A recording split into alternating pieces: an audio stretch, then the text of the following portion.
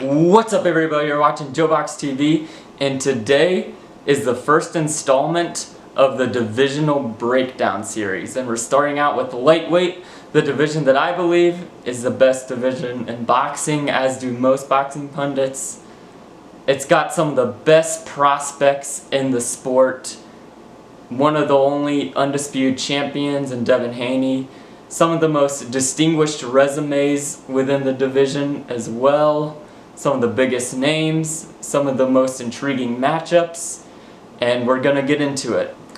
I'm gonna start off by rounding up my personal top 10 rankings in the division, which is primarily based on accomplishments within that division, not necessarily in their whole careers, but what they did at lightweight, and some of the fringe contenders that are on the outside looking in, who are maybe not quite top 10 but either used to be or on the come up. And then I'm gonna name some of the best prospects, the one that I think is the best prospect, the biggest rising stars in the sport. I'm also going to talk about some of the veterans who have some of the best resumes in the division but maybe past their prime, but their experience may potentially lead to them getting one more shot and may serve them well if they do get that shot. And I'm also going to talk about some fighters who were on the come up, took a devastating loss, but are looking to bounce back. And I'm going to talk about the one blue chip in the division that I think could potentially be the future. And finally, I'm going to talk about the best matchups that I think could take place in the division, and I think we all know what the biggest one is. So let's get into it. So number one is a no-brainer. That would be the undisputed champion of the division, one of only 4 undisputed champions, and that's Devin Haney. Whether I'd pick him over all the other lightweights in the division remains to be seen. We shall see. But certainly he's earned the right to be called the number 1 fighter in this division, being undisputed, being the man who beat the man after Lomachenko was the man of the division, then Lopez beat Lomachenko, Kambosos upset Lopez, and most recently Haney beat Kambosos twice in his home country of Australia, very impressively. Haney might have the best jab in the sport of boxing. I think he's certainly right up there with Dmitry Bivol and Alexander Usyk. The way he measures with the jab, he can hit you with that ramrod jab. He controls distance so well. He's your classic boxer. Decent power, never been a huge knockout puncher, but when he actually sits down on his punches, he can do serious damage, and he can always get your respect. One of the best pure boxers in the sport right now. At number 2 on the list is the aforementioned Vasyl Lomachenko. He's the former pound-for-pound king, and just several years ago, he was the featherweight champion, moved up and became the junior lightweight champion, conquered lightweight before eventually losing the title to Lopez.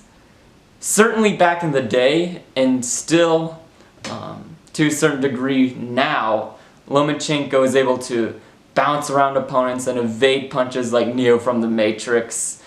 Though he's so smooth on his feet, and I understand that a lot of traditional boxing pundits might not love this, but he legitimately has some of the best footwork I've ever seen from any fighter in the sport. The way he's able to create openings and opportunities to create offense is truly unmatched. And I do have to wonder if that one fight against Teofimo Lopez, which he lost, was not a fluke, but just one bad night. There are some signs that he's getting older and he may be deteriorating just a bit. Maybe he's lost a step, because in his last fight against Jamaine Ortiz, it was a very close fight. I don't want to take anything away from Ortiz, and we'll talk about him later, but Lomachenko did look a little bit more vulnerable to being hit. He stayed on the inside a little bit too long. Not quite as much movement as we're used to seeing, but when he's on his A+ game, I like Lomachenko's chances against anybody. I think if this is 2016 Lomachenko against the Devin Haney of today, I would actually lean towards Lomachenko just because of his ability to utilize his foot movement and hit you from all kinds of weird angles the way a prime Manny Pacquiao used to do. That said, I think as it pertains to right now, I would slightly favor Devin Haney, although it is somewhat of a 50-50 fight. I think he's younger, fresher, and Lomachenko, as he's gotten older, has begun to fight more in spurts. He gave away a lot of rounds against Teofimo Lopez in the first half, practically the entire first half, and that I think is why he lost that fight, even though he's bounced back since then. And ultimately, I think Haney's ring IQ is very solid, and I think perhaps in terms of speed, youth, and athleticism, that's what would make the difference. But it's a very interesting fight. My prediction may well change in the future. Moving on to number 3, we have Gervonta Davis. No one in this sport has bounced around from division to division like Gervonta Davis has.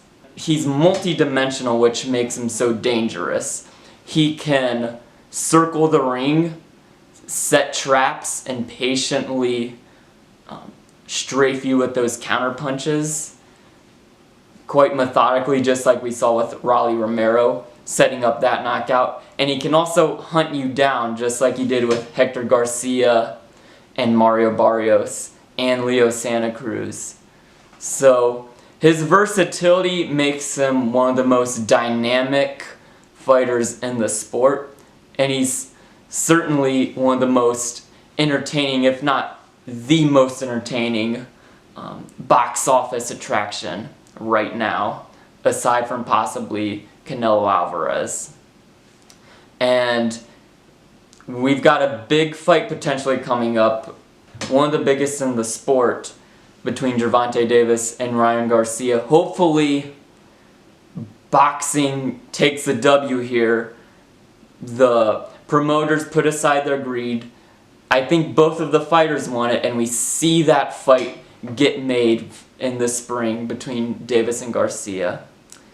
Moving on to number 4 is the former king of the division, George Kambosos, who a little over a year ago pulled off the sensational upset against Teofimo Lopez, who had just beaten Lomachenko.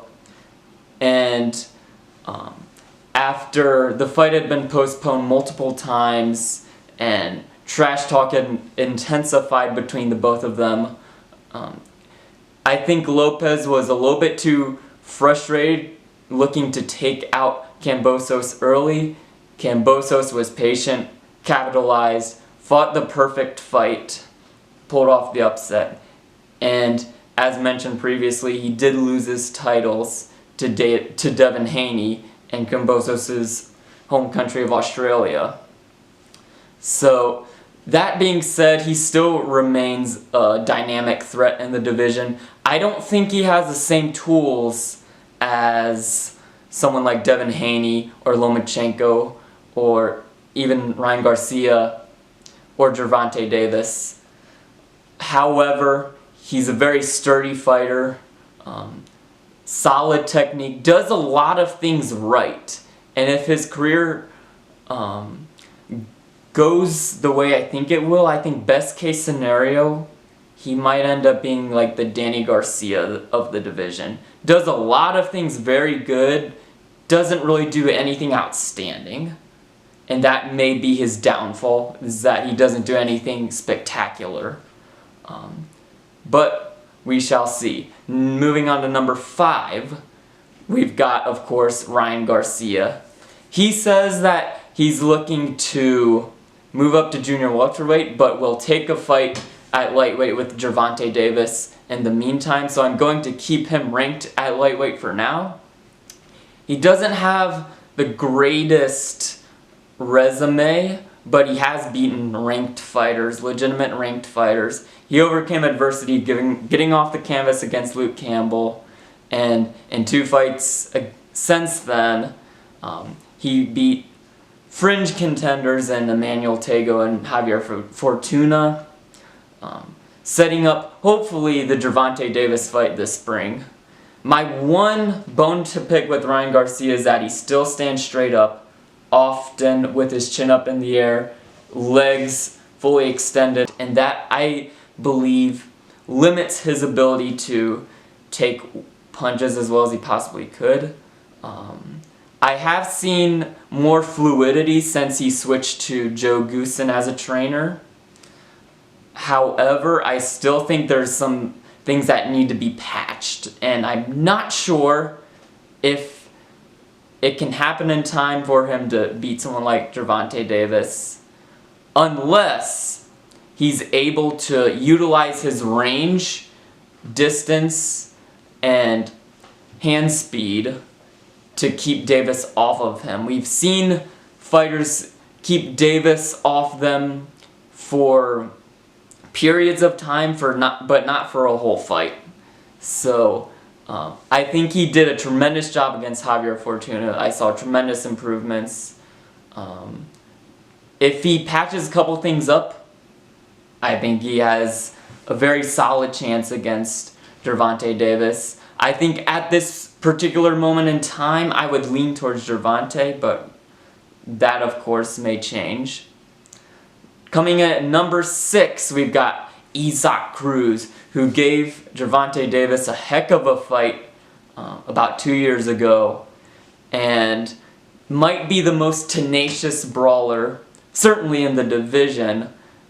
They call him Isaac Pitbull Cruz, which I think is one of the most appropriate nicknames that truly matches his style. We don't always see that with nicknames, but he truly does fight like a pit bull. He's constantly looking to close the distance, and when he does, his short arms make his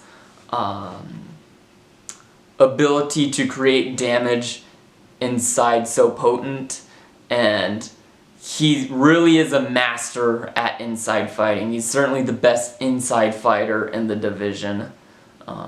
I just don't know if he has the foot speed to keep up with some of the top dogs in the division. We did see him give a very close fight to Gervonta Davis, but ultimately he came up short. I think he's a terrific style matchup for just about anybody in the division in terms of entertainment. Moving on to number 7, we've got William Zepeda, who just defeated Joseph Diaz in the biggest victory of his career thus far. Zepeda is a punching machine. He was a solid prospect for a while, but that was really his breakout victory. He truly out-hustled and dominated Jojo Diaz in a tremendous performance. He is there to be hit, and I think there's too many big dynamic punchers in this division to have some of the defensive flaws that he has. That being said, excellent potential for him. Coming in at number 8, we've got Frank Ghost Martin, who for a while was in prospect territory, but most recently he had the biggest breakout victory of his career thus far, beating a very solid contender in Michel Rivera, who I thought was one of the big up-and-comers in the sport, but he truly came in with a perfect game plan, outboxed Frank Martin, outbox Michel Rivera, and I like his versatility. He's created some highlight reel knockouts and stoppages, like the one against Romero Duno, and he's got this slick southpaw style similar to that of a Shakur Stevenson. I'm not putting them on the same level necessarily, but he can punch and he can box and he can move. He's got a solid jab. He's got pretty much most of what you would look for in a prize fighter. And I think it might be a tad bit early for a super fight for him, for a championship fight. That may not be the next step, but I think he's about a year away. Coming in at number 9, we've got Jamaine Ortiz, who most recently had a very close fight against Vasyl Lomachenko, coming up just short. He did better than a lot expected, making Lomachenko uncomfortable, using his physicality and maintaining a decent work rate, which I think helped him. He's got solid ring IQ. I thought his fight with Joseph Adorno, who I'll talk about in a bit, was a good competitive fight. And I'm not sure I would put him on the level of a Frank Martin, but I think a matchup between someone like him and William Zepeda would be a very interesting fight. I would like to see a rematch between him and Joseph Adorno. But he certainly proved that he belongs with his performance against Lomachenko, even if he did lose. I'm not really one for moral victories, but if there are any, he certainly got one against Lomachenko. Coming in at number 10, rounding off the top 10, is, I hope I don't botch this, Shoichiro Yoshino out of Japan, who I think is one of the biggest rising stars coming out of Japan. He has a massive test coming up against Shakur Stevenson, who might be, at least in most boxing pundits' eyes, the future of boxing. And I don't pull any punches when I say that. It's legitimately, possibly the future pound-for-pound king that we're talking about. And he will certainly have his hands full, to say the least, but he certainly established himself in Japan. Most recently, he defeated Masayoshi Nakatani, who's a solid veteran, tough as nails, who's given fighters like Teofimo Lopez trouble. And he also fought against Vasyl Lomachenko, almost went the whole distance, and Yoshino was able to get Nakatani out of there, and I thought that was very impressive, to be able to stop somebody as durable as Nakatani.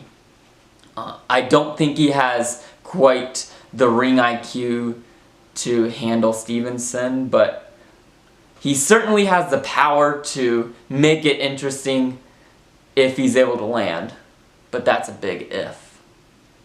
Now that I round off the top 10, let's talk about the best prospects in the division. Who's the best one? I think it's a no-brainer. I think he's the best prospect right now in the sport, and that's Keyshawn Davis out of Norfolk. What serves Keyshawn Davis so well is his patience, and he's picked that up from his tremendous amateur pedigree.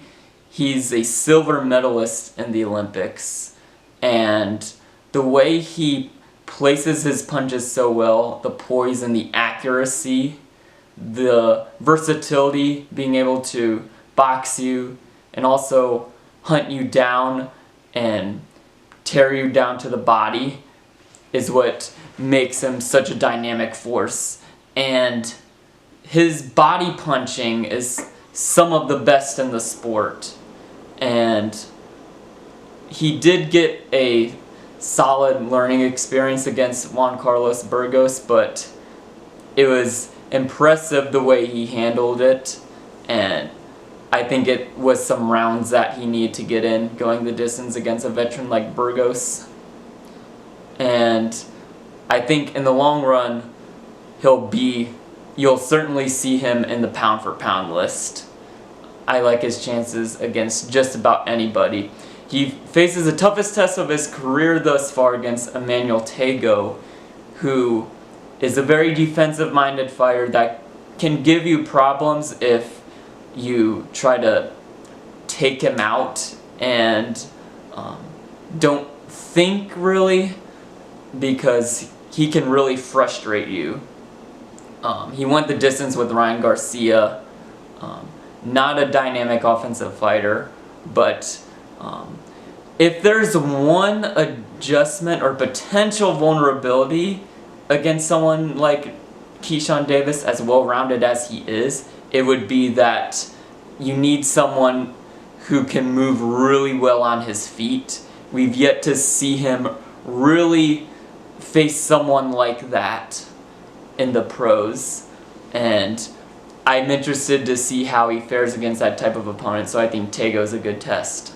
Lazaro Alvarez is another intriguing prospect who is a phenomenal amateur as well. He's a 3-time bronze medalist in the Olympics, and time isn't his best friend right now. He is 32 years old, but the way promoters typically move fighters who've medaled in the Olympics, it's usually at a faster pace than someone who doesn't have the extensive amateur pedigree. That being said, he's your quintessential Cuban pure boxer. He's got that Cuban style, very tricky fighter, southpaw, and he's got good pop on his punches. I'm interested in how he'll fare against top guys in the future, depending on how quickly he moves. We shall see. Other prospects, we've got Albert Baytirgaziev of Russia. He is undefeated, just had the biggest victory of his career against Jezreel Corrales, who's a former world champion, and he stopped Corrales, something that other fighters who are well established weren't able to do even. So he's certainly on the right track. He's not your typical Russian boxer. He's not a very brawly fighter. He's very technical. He's got knockout power, and so that makes him dangerous. I am looking to see a little bit more from him before I appropriately assess his chances against some of the top dogs. That being said, certainly one to keep an eye out for. Joseph Adorno, who I previously mentioned, is someone I would consider a prospect, even though he does have that one loss to Michel Rivera. I think it was a fairly close fight still, and he has a lot of untapped potential. I actually fought in the same Golden Gloves tournament as Joseph Adorno back in 2015 in the Pennsylvania Golden Gloves, and we were only one division removed, so we almost fought. But he's certainly a very dynamic puncher, particularly with the left hook. He's got good hand speed. The one thing that has hurt him a little bit in some fights has been he isn't the most active fighter. And when I mean that, he doesn't have the highest punch output, but he's very poised, very accurate, and he's only a few years removed from being one of the biggest prospects. Now he's established himself as kind of an outside top 20-ish contender who I think can give just about anybody trouble and prove to be a seriously difficult matchup for anybody. Another fighter with one loss who I'd still consider a prospect, Edwin De Los Santos, who recently upset Jose Valenzuela in a knockdown drag-out brawl, Jose Valenzuela was one of the upcoming prospects before De Los Santos ruined that and upset the apple cart. He's got tremendous power, as we often see from fighters who come out of the Dominican Republic. They're knockout artists, and he's a southpaw as well. He's got that going for him, and he's a nightmare matchup for anybody. He's certainly got technical flaws. He's not the most defensively creative fighter, but he has the power to have a chance against anyone. Ireland's biggest prospect right now might be Gary Coley, who's an undefeated fighter, southpaw, solid power, and perhaps his most notable win to date in his young career has been his victory over former world champion Miguel Vasquez, who has the style to be a tough, frustrating matchup for anybody, but Coley didn't have any trouble with him. Got him out of there in 5 rounds. Now, Deontay Brown is a hard-hitting, solid prospect from Marietta, Georgia, and he's certainly one to look out for as well. Hironori Mashiro is a fighter from Japan who has only really fought domestic level opposition in his home country of Japan, but he's another one to look for. Giovanni Cabrera is another solid prospect who has a devastating left hand. He's undefeated. That left hand has given him some highlight reel finishes, and that left hand is going to cause some problems for a lot of fighters at lightweight. And Raymond Muratalla is another solid prospect who is a terrific inside fighter, excellent power puncher. When he gets on the inside, he really knows how to load up and rip those hooks and uppercuts on the inside, which makes him a very dangerous adversary. Let's talk about the fringe contenders who are on the outside looking in from the top 10, in my opinion. Jojo Diaz. He's a veteran, a former Olympian, former world champion at junior lightweight when he beat Tevin Farmer. He has lost against the very best, the elite fighters. He lost to Gary Russell Jr. and perhaps most notably to Devin Haney, which was a very entertaining fight. He gave Haney some trouble. He buzzed Haney with some solid shots, caught his attention. He can be a difficult style matchup for anybody. I don't think time is on his side. He looked like he had lost a step in his last fight, losing to the aforementioned William Zepeda. That being said, he's got decent fundamentals, and a high work rate can be trouble for anybody. Michel Rivera, he's got one of the better jabs in boxing. The Ali clone Michel Rivera, coming out of the Dominican Republic, or at least is trying to be an Ali clone, is a legit solid fundamental fighter who I thought, as I previously mentioned, was going to be one of the top dogs of the division. Things didn't work out for him against Frank Martin, but I'm interested to see how he bounces back. Now, we've also got fighters like Maxie Hughes, who've lost when they've stepped up, but recently Maxie Hughes has been on a tear. And most recently, Maxie Hughes had the biggest victory of his career, defeating Kid Galahad. We've got the Argentinian slugger Gustavo Lemos, who is yet to be tested significantly, but he does have a decent win against Elise Selby, who's a former featherweight contender.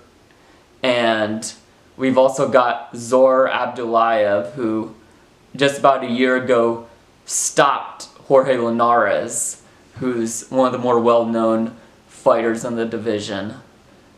He did lose in pretty quickly to Devin Haney. Devin Haney stopped Abdullayev, but Abdullayev, coming out of Russia, has the power to make it interesting against anybody. Jeremiah Nakatia of Namibia is another fighter who has tremendous power, can be a nightmare matchup if you start trading with him.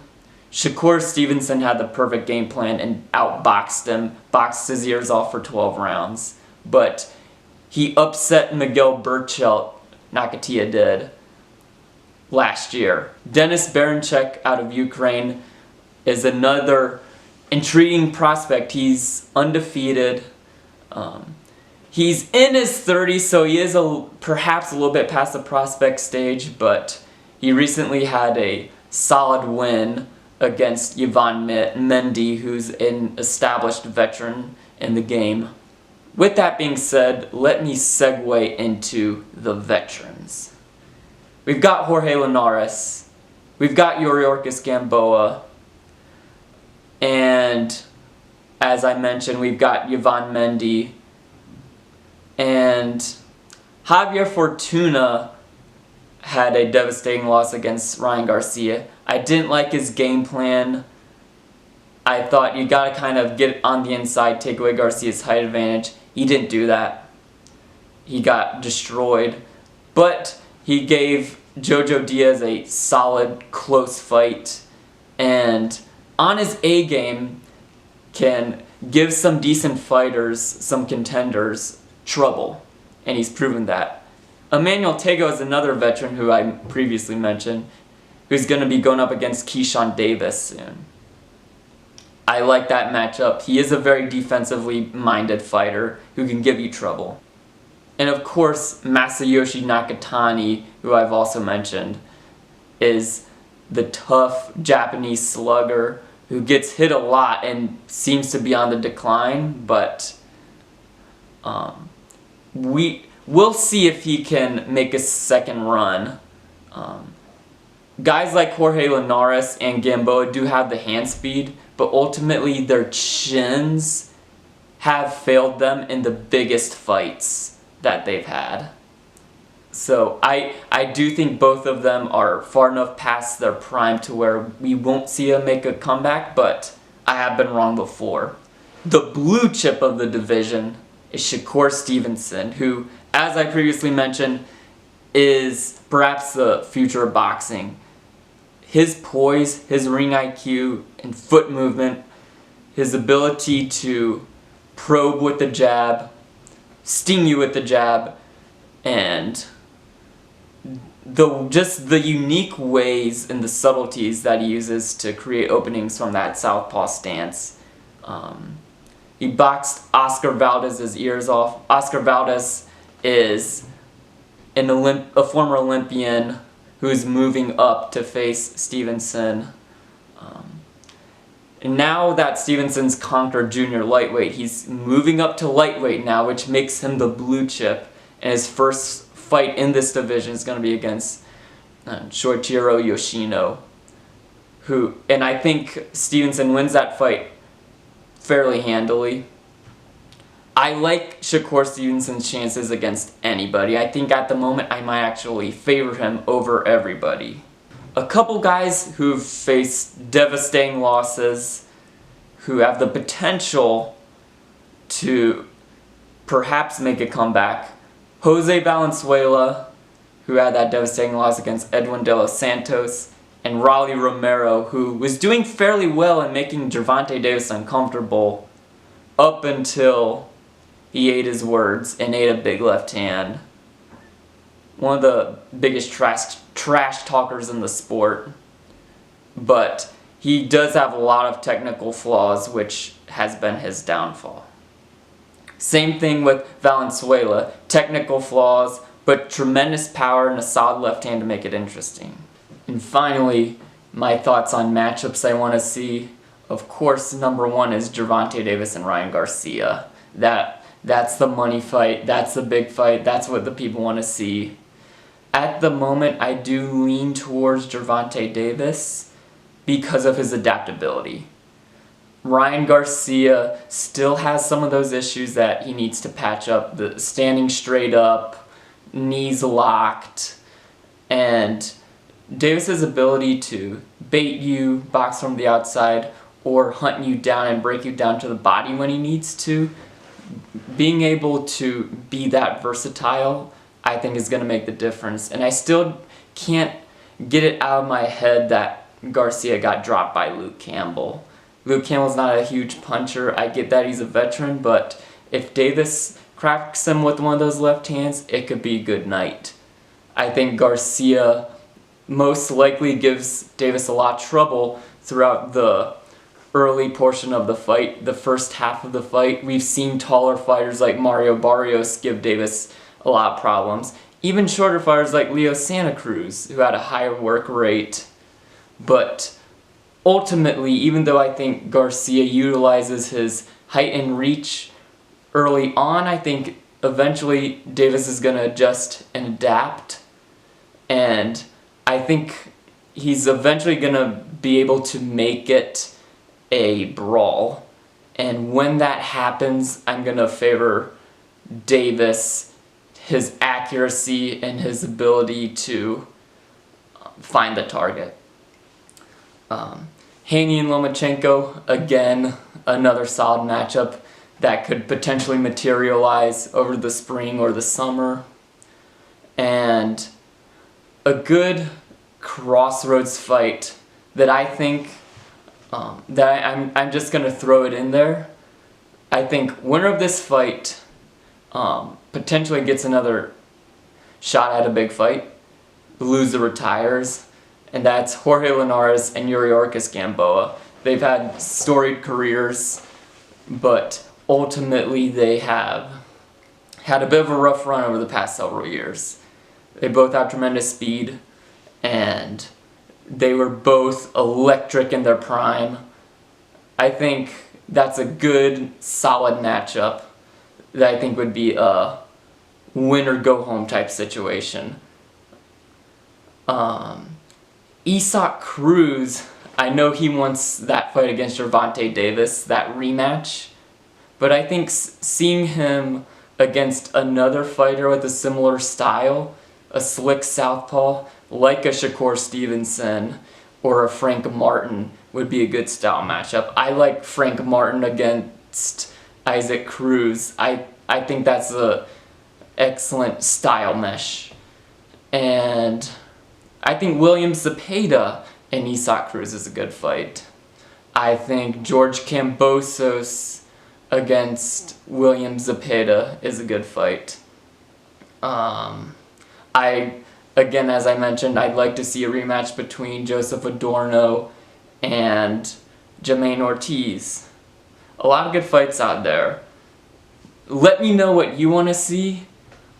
Next week, I will start the second part of this series where I will discuss the heavyweight division. Until next time, JoeBox TV